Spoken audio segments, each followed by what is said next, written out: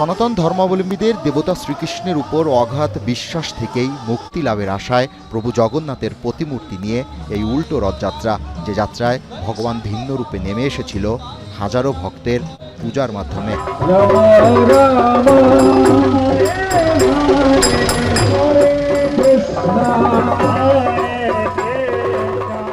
এই রথযাত্রায় পদাবলী, ভজন, হরিনাম সংকীর্তন, বিশেষ পূজা, আরতি এবং মন্ত্র জপের মধ্য দিয়ে অবশেষে ৯ দিন পর শ্রাবণের ঠিক প্রথম অংশে মাসির বাড়ি থেকে প্রভু জগন্নাথ দেব, ভাই বলদেব, বোন দেবী সুভদ্রা মহারানী পুনরায় স্বামীবাগের ইস্কন মন্দিরে ফিরে এলেন।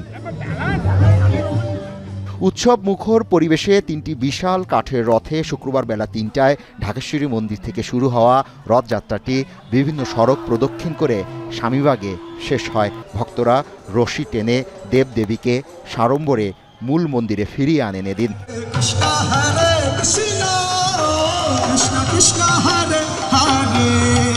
ভক্ত অনুরাগীরা জানান, বিশ্ব শান্তি, মানব কল্যাণ, দেশের বর্তমান বন্যা ও প্রাকৃতিক দুর্যোগ কবলিত জনগণের দ্রুত মুক্তি কামনায় বিশেষ প্রার্থনা করা হয়েছে।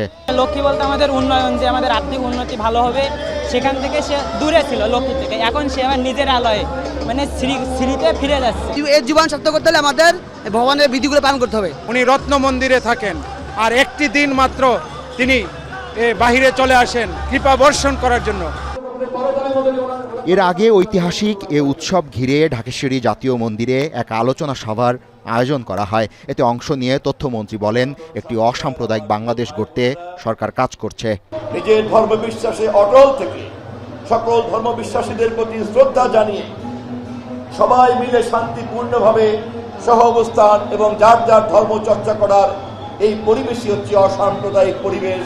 এই পরিবেশই হচ্ছে অন্তর্ভুক্তিমূলক পরিবেশ। যারা বিভক্তির কথা বলে তারা ধর্মের শত্রু বলেও এ সময় জানান তিনি। কোনো ধরনের কোনো অশুভ লক্ষ্য চরিতার্থ করার জন্য যেন পুঁজি করতে না পারে। জাবেদ আব্দুল্লাহ, এখন, ঢাকা।